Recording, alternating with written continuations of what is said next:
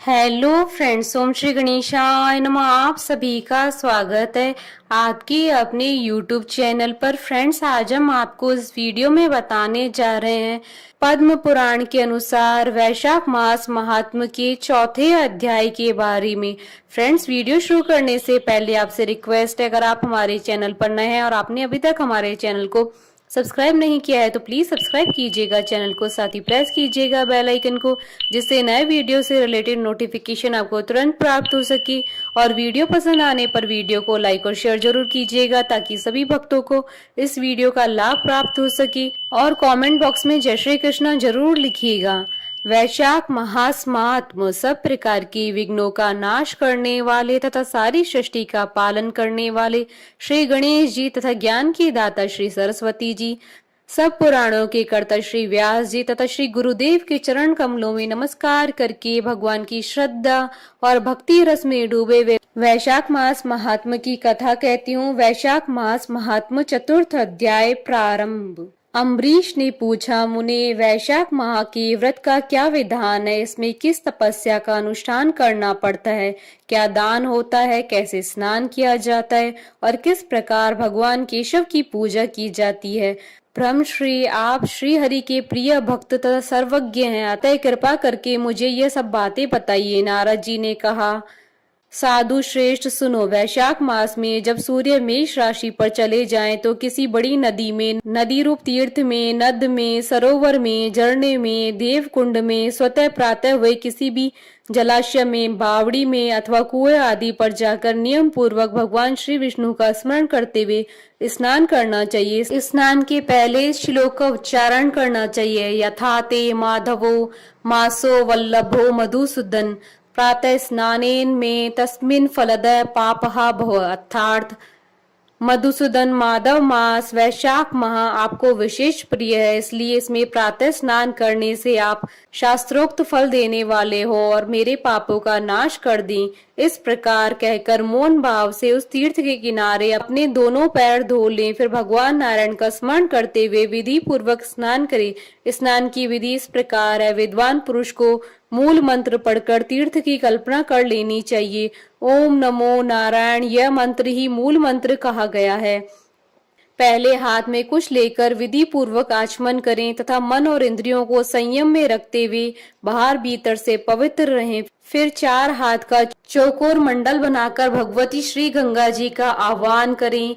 गंगे, तुम भगवान श्री विष्णु के चरणों से प्रकट हुई हो। श्री विष्णु ही तुम्हारे देवता हैं, इसलिए तुम्हें वैष्णवी कहते हैं। देवी, तुम जन्म से लेकर मृत्यु तक समस्त पापों से मेरी रक्षा करो। स्वर्ग, पृथ्वी और अंतरिक्ष में कुल 3.5 करोड़ तीर्थ है, ऐसा वायु देवता का कथन है। माता जानवी, वे सभी तीर्थ तुम्हारे अंदर मौजूद हैं। देवलोक में तुम्हारा नाम नंदिनी और नलिनी है। इसके सिवा दक्षा, पृथ्वी, व्यगंगा, विश्वकाया, शिवा, अमृता, विद्याधरी, महादेवी, लोक प्रसादिनी, क्षेमंकरी, जानवी, शांता और शांति प्रदायिनी आदि तुम्हारे अनेकों नाम हैं। स्नान के समय इन पवित्र नामों का कीर्तन करना चाहिए। इससे त्रिपद गामिनी भगवती गंगा उपस्थित हो जाती है। 7 बार उपयुक्त नामों का जप करके संपुट के आकार में दोनों हाथों को जोड़कर उनमें जल लें और 4, 6 या 7 बार मस्तक पर डालें। इस प्रकार स्नान करके पूर्वत मृत्तिका मिट्टी को भी विधिवत अभिमंत्रित करे और उसे शरीर पर लगाकर नहा ले। मृत्तिका को अभिमंत्रित करते समय कहें, वसुंधरे, तुम्हारे ऊपर अश्व रथ चला करते हैं। भगवान श्री विष्णु ने भी वामन अवतार धारण करके तुम्हें एक पैर से नापा था। मृत्तिके, मैंने जो बुरे कर्म किए हों, मेरे उन पापों को तुम हर लो। देवी, सैकड़ों भुजाओं वाले भगवान श्री विष्णु ने वराह का रूप धारण करके तुम्हें जल से बाहर निकाला था।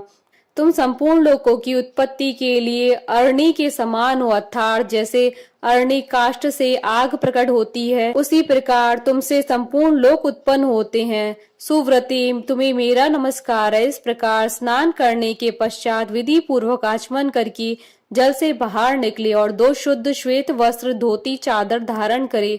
तदंतर त्रिलोकी को तृप्त करने के लिए तर्पण करे। सबसे पहले श्री ब्रह्मा का तर्पण करें, फिर श्री विष्णु, श्री रुद्र और प्रजापति, तत्पश्चात देवता, यक्ष, नाग, गंधर्व, अप्सरा, असुरगण, क्रूर सर्प, गरुड़, वृक्ष, जीव जंतु, पक्षी, विद्याधर, मेघ, आकाशचारी जीव, निराधार जीव, पापी जीव तथा धर्मपरायण जीवों को तृप्त करने के लिए मैं जल का अर्पण करता हूँ। यह कहकर उन सबको जलांजलि दे।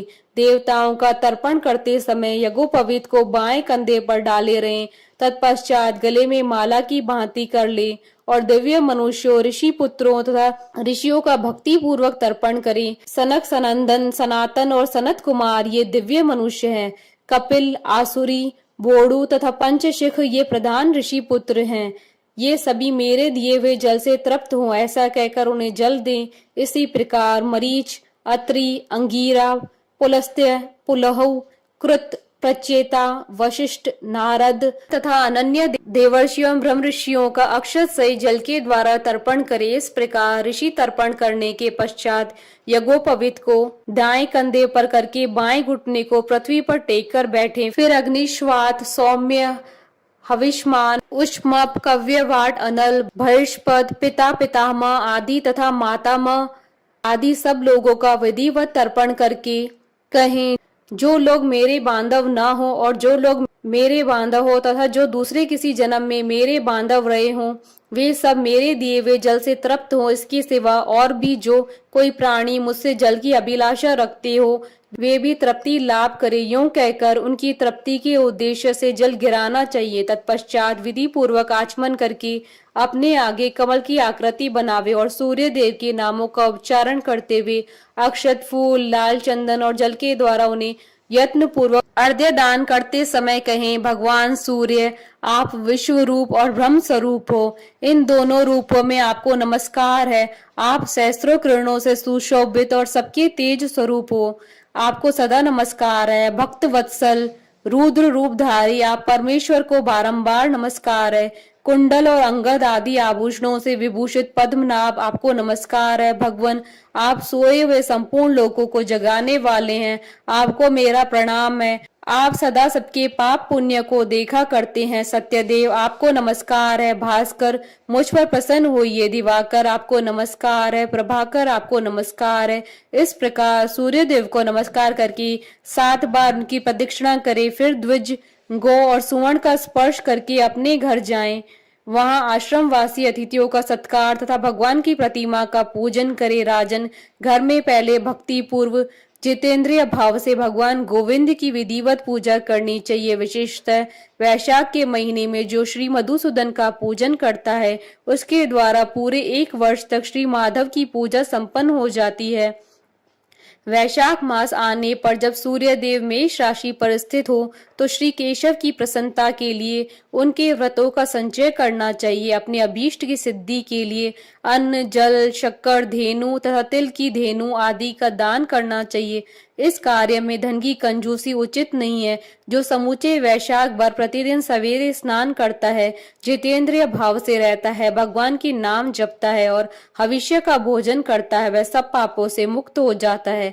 जो वैशाख मास में आलस्य त्याग कर एक भुक्त 24 घंटे में 1 बार भोजन करना, नक्त व्रत केवल रात में 1 बार भोजन करना अथवा अयाचित व्रत बिना मांगे मिले हुए अन्न का एक समय भोजन करना, वह अपनी संपूर्ण अभीष्ट वस्तुओं को प्राप्त कर लेता है। वैशाख मास में प्रतिदिन 2 बार गांव से बाहर नदी के जल में स्नान करना, हविष्य खाकर रहना, ब्रह्मचर्य का पालन करना, पृथ्वी पर सोना, नियम पूर्वक रहना, व्रत, दान, जप, होम और भगवान मधुसूदन की पूजा करना, ये नियम हजारों जन्मों के भयंकर पाप को भी हर लेते हैं। जैसे भगवान माधव ध्यान करने पर सारे पाप नष्ट कर देते हैं, उसी प्रकार नियम पूर्वक किया हुआ माधव मास का स्नान भी समस्त पापों को दूर कर देता है। प्रतिदिन तीर्थ स्नान, तिलों द्वारा पितरों का तर्पण, धर्मघट आदि का दान और श्री मधुसूदन का पूजन ये भगवान को संतोष प्रदान करने वाले हैं। वैशाख मास में इनका पालन अवश्य करना चाहिए। वैशाख में तिल, जल, स्वर्ण, अन्न, शक्कर, वस्त्र, गौ, जूता, छाता, कमल या शंख तथा घड़ी इन वस्तुओं का ब्राह्मणों को दान करे। तीनों संध्याओं के समय एकाग्रचित हो विमल स्वरूपा साक्षात भगवती लक्ष्मी के साथ परमेश्वर श्री विष्णु का भक्ति पूर्वक पूजन करना चाहिए। सामूहिक फूलों और फलों से भक्ति पूर्वक श्री हरि का पूजन करने के पश्चात यथाशक्ति ब्राह्मणों की पूजा करनी चाहिए। पाखंडियों से वार्तालाप नहीं करना चाहिए। जो फूलों द्वारा विधिवत अर्चन करके श्री मधुसूदन की आराधना करता है वह सब पापों से मुक्त हो परम पद को प्राप्त होता है। श्री नारद जी कहते हैं, हे राजेंद्र सुनो, मैं संक्षेप से माधव की पूजन की विधि बतला रहा हूँ। महाराज, जिनका कहीं अंत नहीं है, जो अनंत और अपार हैं, उन भगवान अनंत की पूजा विधि का अंत नहीं है। श्री विष्णु का पूजन 3 प्रकार का होता है, वैदिक, तांत्रिक तथा मिश्र। तीनों ही बताए हुए विधान से श्री हरि का पूजन करना चाहिए। वैदिक और मिश्र पूजन की विधि ब्राह्मण आदि तीनों वर्णों के लिए ही बताई गई है, किंतु तांत्रिक पूजन विष्णु भक्त शूद्र के लिए भी विहित है। साधक पुरुष को उचित है कि शास्त्रोक्त विधि का ज्ञान प्राप्त करके एकाग्रचित हो ब्रह्मचर्य का पालन करते हुए श्री विष्णु का विधिवत पूजन करे। भगवान की प्रतिमा 8 प्रकार की मानी गई है। शिलामयी, धातुमयी, लोहे की बनी हुई, लीपने योग्य मिट्टी की बनी हुई, चित्रमयी, बालू की बनाई हुई, मनोमयी तथा मणिमयी। इन प्रतिमाओं की प्रतिष्ठा 2 प्रकार की होती है, एक चल प्रतिष्ठा, दूसरी अचल प्रतिष्ठा। राजन, भक्त पुरुष को चाहिए कि उससे जो कुछ भी सामग्री प्राप्त हो उसी से भक्ति भाव के साथ पूजन करे। प्रतिमा पूजन में स्नान और अलंकार ही अभीष्ट है, अर्थात भगवती ग्रह को स्नान कराकर पुष्प आदि से श्रृंगार कर देना ही प्रधान सेवा है। श्री कृष्ण में भक्ति भाव रखने वाला मनुष्य यदि केवल जल भी भगवान को अर्पित करे तो वह उनकी दृष्टि में श्रेष्ठ है। फिर गंध, धूप, पुष्प, दीप और अन्न आदि का नैवेद्य अर्पण करने पर तो क्या ही कहना। पवित्रता पूर्वक पूजन की सारी सामग्री एकत्रित करके पूर्वाग कुशों का आसन बिछाकर उस पर बैठे। पूजन करने वाले का मुख उत्तर दिशा की ओर या प्रतिमा के सामने हो। फिर पाद्य, अर्घ्य, स्नान तथा अर्घ आदि उपचारों की व्यवस्था करे। उसके बाद कर्णिका और केसर से सुशोभित अष्टदल कमल बनावे और उसके ऊपर श्री हरि के लिए आसन रखे। तदंतर चंदन, खस, कपूर तथा अर्गजा से सुवासित जल के द्वारा मंत्र पाठ पूर्वक श्री हरि को स्नान कराए। वैभव हो तो प्रतिदिन इस तरह की व्यवस्था करनी चाहिए। स्वर्ण धर्म नामक अनुवाक, महापुरुष विद्या, सहस्त्र शीर्षा आदि, पुरुष सूक्त तथा साम वेदोक्त निराजना आदि मंत्रों द्वारा प्रेम पूर्वक भगवान का यथो योग्य श्रृंगार करे। पुजारी श्रद्धा पूर्वक पाद्य, आचमनीय, गंध, पुष्प, अक्षत, धूप आदि उपहार अर्पण करे। उसके बाद गुड़, खीर, घी, पूड़ी, मालपुआ, लड्डू, दूध और दही आदि नाना प्रकार के नैवेद्य निवेदन करें। पर्व के अवसरों पर अंगराग लगाना, दर्पण दिखाना, दंत धावन कराना, अभिषेक कराना, अन्न आदि के बने हुए पदार्थों का भोग लगाना, कीर्तन करते हुए नृत्य करना और गीत गाना आदि सेवाएं भी करनी चाहिए। संभव हो तो प्रतिदिन ऐसी ही व्यवस्था करनी चाहिए। पूजन के पश्चात इस प्रकार ध्यान करें, भगवान श्री विष्णु का श्री विग्रह श्याम वर्ण एवं तपाए हुए जाम्बूनंद नामक स्वर्ण के समान तेजस्वी, भगवान के शंख, चक्र, गदा और पद्म से सुशोभित 4 भुजाएं हैं। उनकी आकृति शांत है। उनका वस्त्र कमल के केसर के समान पीले रंग का है। वे मस्तक पर किरीट, दोनों हाथों में कड़े, गले में यज्ञोपवीत तथा उंगलियों में अंगूठी धारण किए हुए हैं। उनके वक्ष स्थल में श्री वत्स का चिन्ह है। कौस्तुभ मणि उनकी शोभा बढ़ाता है तथा वे वनमाला धारण किए हुए हैं। इस प्रकार ध्यान करते हुए पूजन समाप्त करके घी में डुबोई हुई संविदाओं तथा हविष्य द्वारा अग्नि में हवन करे।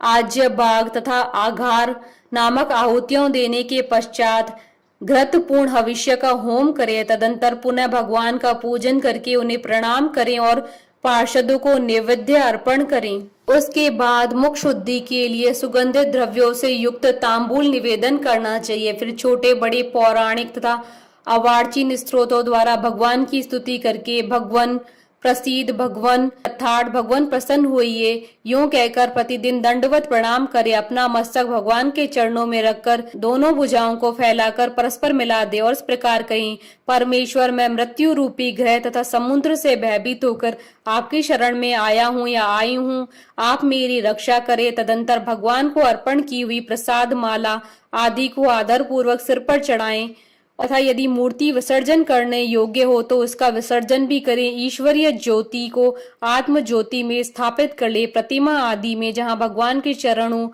वहीं श्रद्धा पूर्वक पूजन करना चाहिए तथा मन में यह विश्वास रखना चाहिए कि जो संपूर्ण भूतों में तथा मेरी आत्मा में भी रम रहे हैं वे ही सर्वात्मा परमेश्वर इस मूर्ति में विराजमान है। इस प्रकार वैदिक तथा तांत्रिक क्रिया योग के मार्ग से जो भगवान की पूजा करता है वह सब ओर से अभीष्ट सिद्धि को प्राप्त होता है। श्री विष्णु की प्रतिमा स्थापना करके उसके लिए सुदृढ़ मंदिर बनवाना चाहिए तथा पूजा कर्म की सुव्यवस्था के लिए सुंदर फुलवाड़ी भी लगानी चाहिए।